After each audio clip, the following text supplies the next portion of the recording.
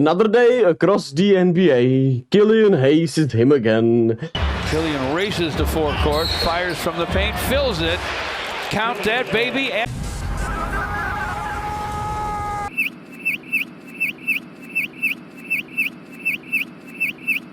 Okay, yesterday was Point Gawds Day, but we start in Chicago as we do.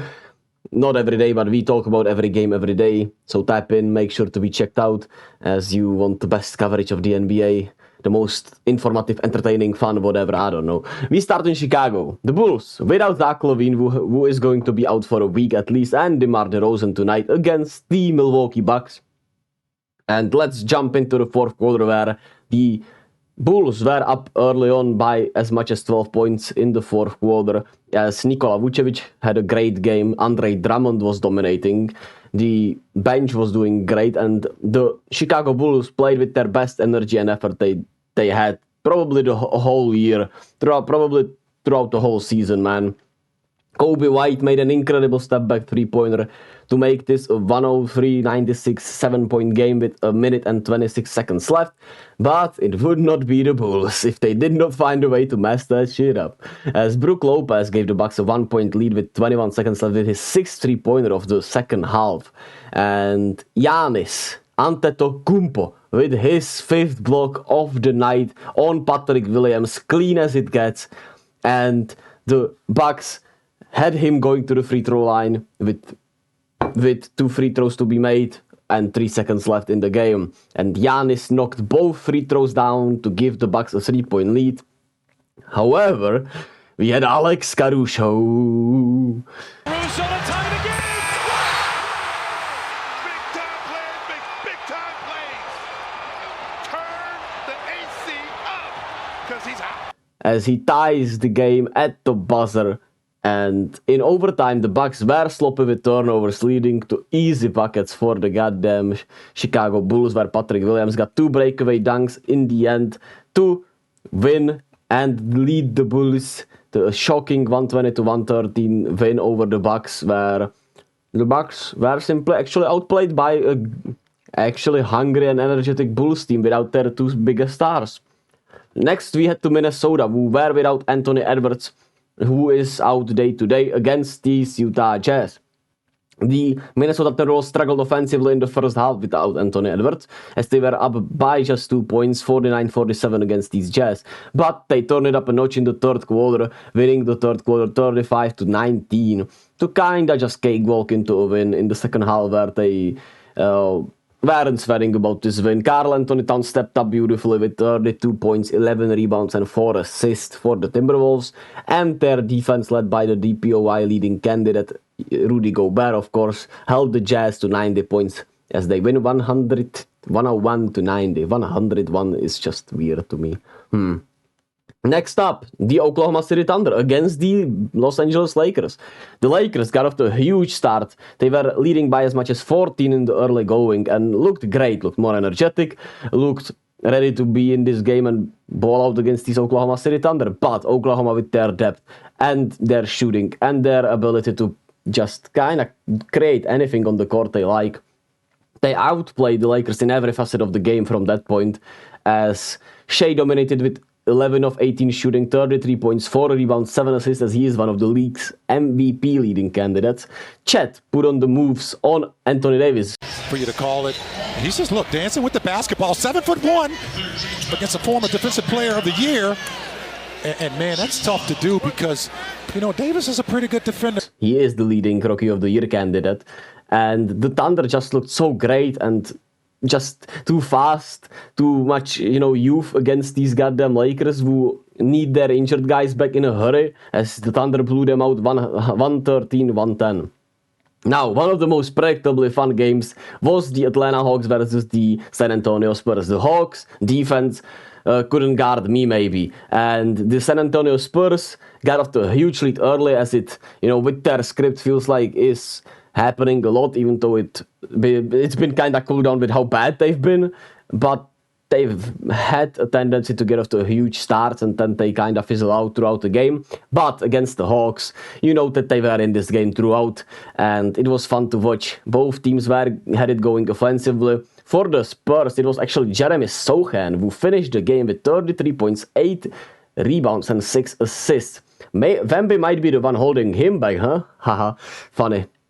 But Trae Young, other plans for the goddamn Spurs, as the Hawks were down by 8 early in the fourth quarter, and Trae Young put on an absolute clinic offensively throughout the game, and in the fourth quarter he had 14 points and 6 assists, and was absolutely sensational while hitting some insane shots.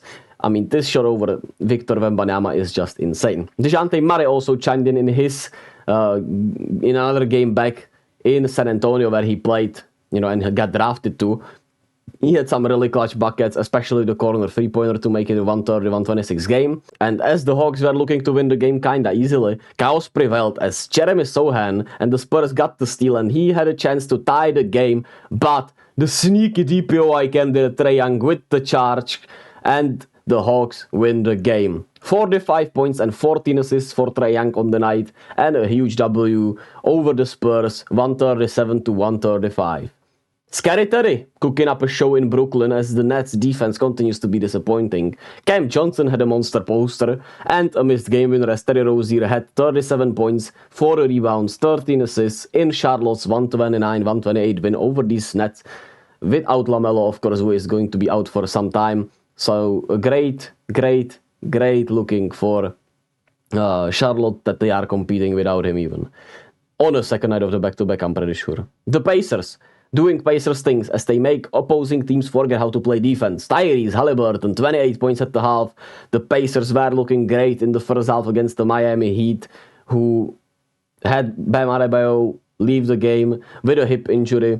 And this Heat team got depth, man. They have so many depth guys and so many good players on this roster. And next man up mentality, as these Heat just kept coming at the Pacers, who unfortunately not only make the opposing teams forget how to play defense, but they don't even know how to play defense, right? The Heat at least know how to play defense, but the Pacers don't even know it. So you can't forget something you don't know how to play, and unfortunately the Pacers just can't play defense, or at least very inconsistently and badly most of the time. As the Heat barely missed in the fourth quarter, they were like 15 of 17 from the field. The rookie Jaime Jaquez was once again pivotal with 14 of his 24 points in the fourth quarter, while Jimmy Butler chimed in with 36, 11, and 3. The Heat bench had 3 players in double digits, and they win despite Tyrese Halliburton insane 44.10 assist performance, 142-132. Ausar Thompson got benched, Killian Hayes back in the starting lineup, and the Pistons continue to be an absolute disaster as another point guard performance today, as it is the trend. Now you have the 4th point guard performance in a row, well, 5th essentially when you count Shea in there, right? Jalen Brunson, sensational this season, sensational tonight, 42 points, 6 rebounds, 8 assists to lead the Knicks to a comfortable 118-112 win over the sad Pistons. And Monty Williams' decision-making has been questionable. He apparently did not tell Jaden Ivey that he was going to be starting this year from the bench after being a starter the whole year last year. Ausar Thompson now got benched for Isaiah Livers. And the Pistons are looking just sad. There's nothing to put it. At least they should get Bojan Bogdanovic back today or tomorrow. Lastly, the weird Cleveland Cavaliers struggle night offensively. Perimeter defense was getting cooked. Shaedon Sharpe played a great game. I loved what I saw from Shaedon Sharpe today, as, yet the Cavaliers looking weird. Haha. Shaedon Sharpe was sensational today, as the Blazers won 103-95 in Cleveland, who, of course, has not been healthy all that much and are just putting it together, but they've just simply been weird, and there has to be questions about JB Bickerstaff's future as the coach to me. 29 points, 10 rebounds, and 5 assists in this win for Shaedon Sharpe. As when we look at the regular season standings, today the Bucks have fallen to one and a half games back behind the Celtics. The Heat are right up there. The Eastern Conference is very top heavy. They have a lot of good teams, in my opinion. I think the Hornets would have been a good team with LaMelo healthy, and they will still be at least competitive. You had the Bulls winning today, right? And all of these teams are more so mid. You have two teams that are incredibly offensively, but both can play defense, and then two teams that are kind of weird. The Nets are actually really good offensively, as they had Cam Thomas actually, which I forgot to mention even, which, yeah, that's bad on my part. But defensively disappointing, while the Cavs have been disappointing offensively, so interesting mishmash in the Eastern Conference. While in the West, the Timberwolves once again on a win streak, leading the Western Conference. Nuggets right behind them, the Thunder chasing behind them also, and the Lakers are good, but they need to be healthy, of course. They lose today, we know that.